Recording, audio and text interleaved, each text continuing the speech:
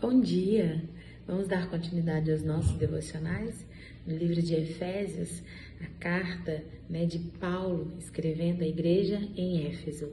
Hoje, no capítulo 5, diz assim: Portanto, sejam imitadores de Deus como filhos amados e vivam em amor, como também Cristo nos amou e se entregou por nós, como oferta e sacrifício de aroma agradável a Deus.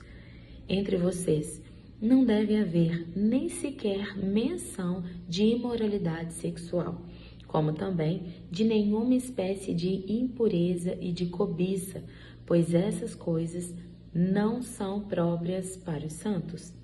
Não haja obscenidade, nem conversas tolas, nem gracejos imorais, que são inconvenientes, mas, ao invés disso, ações de graças.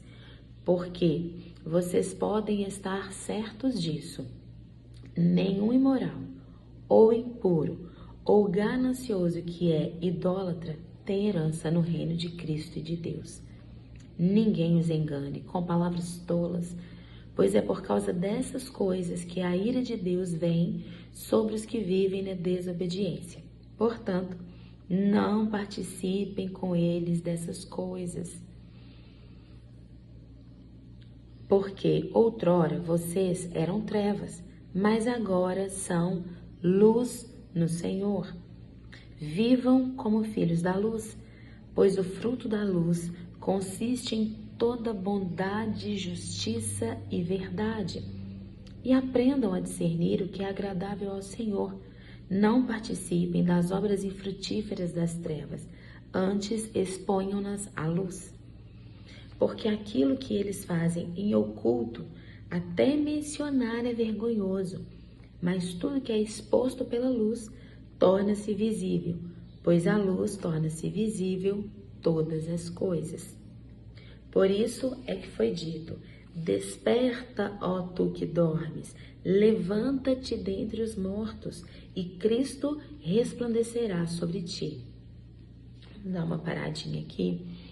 E logo no início, Paulo está dizendo para que aquela igreja, e nós, porque essa palavra é para nós hoje, em nome de Jesus, ele diz assim: sejam imitadores de Deus como filhos amados. Aqui já a nossa identidade de filhos amados. Ele diz: vivam em amor. E essa é uma palavra muito pontual, pois em Mateus, no capítulo 24, no verso 12, o próprio Jesus diz: por causa da maldade do coração das pessoas, o amor de muitos iriam se esfriar. Jesus estava se referindo aos últimos dias. E como nós vemos hoje, infelizmente, o amor de muitos se esfriar. Nós vemos pessoas gravando vídeos de tragédias, de atrocidades acontecendo, enquanto aquela pessoa que está gravando aquele vídeo poderia socorrer, por exemplo, uma pessoa.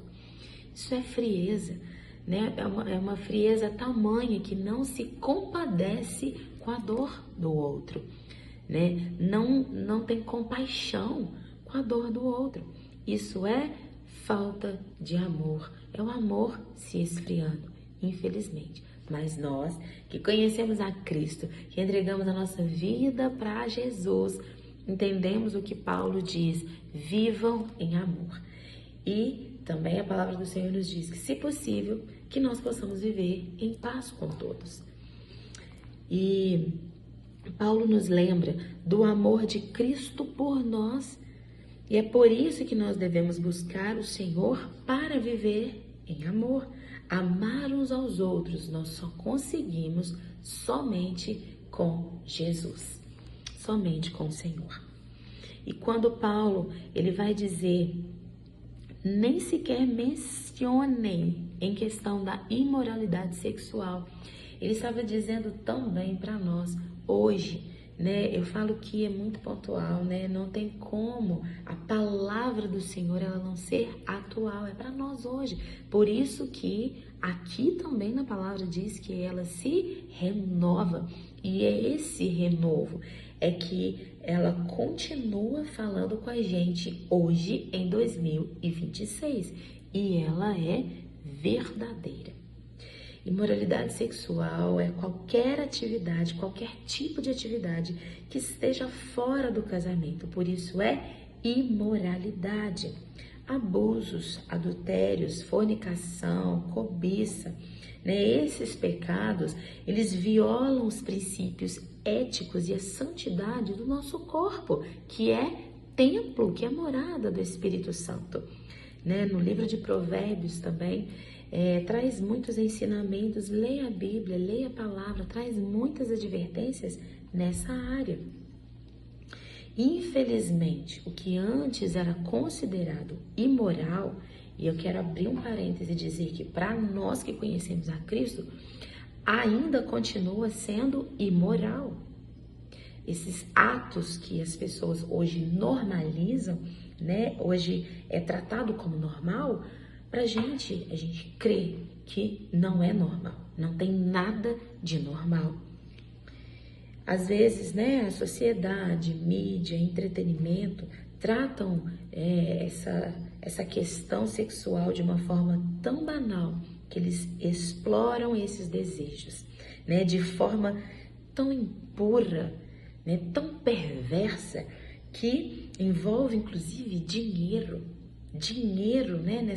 nessas pornografias e tantas questões que são absurdas, que não são normais, sem se importar com as consequências, sem se importar com os sentimentos daquelas pessoas que estão envolvidas, mas que em nome de Jesus a gente venha a ouvir essa palavra e venha despertar no nosso coração o desejo de cumprir a palavra e de fazer diferente, de não aceitarmos como normal, como no livro de Romanos, no capítulo 2, no verso 2, diz, olha, Paulo também dizendo, aos romanos, olha, não vos conformeis com este século, não se amoldem ao padrão deste mundo, mas sejam transformados pela renovação da mente. E para que a gente seja renovados e transformados, na mente, a gente precisa desconstruir alguns hábitos, desconstruir algumas coisas que a gente vê, que as pessoas se tornaram normal e construir algo sólido, que vai de acordo com os princípios e valores da palavra de Deus. Vamos continuar no versículo 15. Viva em comunidade. Tenham cuidado com a maneira como vocês vivem, que não seja como insensatos, mas como sábios, aproveitando ao máximo cada oportunidade, porque os dias são maus. Portanto, não sejam insensatos, mas procurem compreender qual é a vontade do Senhor. Não se embriaguem com vinho, que leva à libertinagem, mas deixem-se encher pelo Espírito, falando entre si com salmos, hinos e cânticos espirituais, cantando e louvando de coração ao Senhor, dando graças constantemente a Deus Pai por todas as coisas, em nome do nosso Senhor Jesus Cristo. Sujeitem-se uns aos outros por temor a Cristo.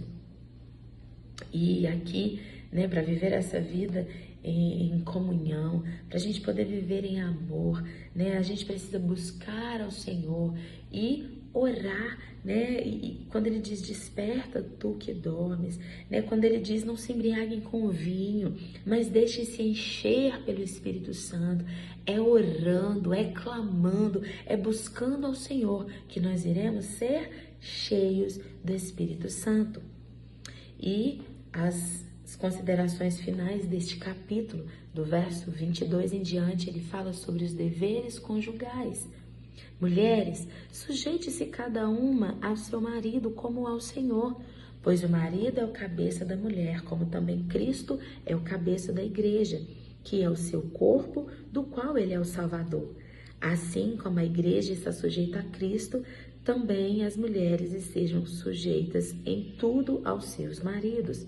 Maridos, ame cada um a sua mulher, assim como Cristo amou a igreja e entregou-se por ela para santificá-la, tendo-a purificado pelo lavar de água mediante a palavra, e para apresentá-la a si mesma como igreja gloriosa, sem mancha, nem ruga ou coisa semelhante, mas santa e inculpável. Da mesma forma, os maridos devem amar cada um a sua mulher como a seu próprio corpo.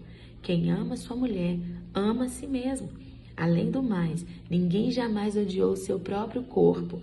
Antes o alimenta e dele cuida, como também Cristo faz com a igreja, pois somos membros do seu corpo. Por essa razão, o homem deixará pai e mãe e se unirá à sua mulher, e os dois se tornarão uma só carne. Este é um mistério profundo, refiro-me, porém, a Cristo e à igreja. Portanto, cada um de vocês também ame a sua mulher como a você mesmo, e a mulher trate o marido com todo respeito. Então aqui, Paulo, ele nos traz um modelo de como deve ser o relacionamento entre marido e esposa. Ou seja, esse é o princípio, esse é o valor que Deus ele deixa na palavra para que a gente aplique na nossa vida, Que nós façamos de acordo com o Senhor, que a gente se case, que a gente tenha uma vida de santidade, que a mulher se sujeite ao marido. Se sujeitar não é ser inferior, mas é se tornar submissa, estar na mesma missão, ser cooperadora, estar disposta voluntariamente a ter respeito, a ter reverência pelo seu marido, e que o marido ame essa esposa como Cristo amou e ama a igreja. Cristo se entregou pela igreja, ele se entregou por mim, ele se entregou por você. E Paulo está trazendo esse modelo, para ele está aqui construindo um modelo saudável que nós precisamos viver, que é nos casar, que é nos respeitar, que é nos sujeitarmos uns aos outros em amor. Este é o modelo, este é o padrão que a gente deve seguir. Em nome de Jesus, Deus abençoe.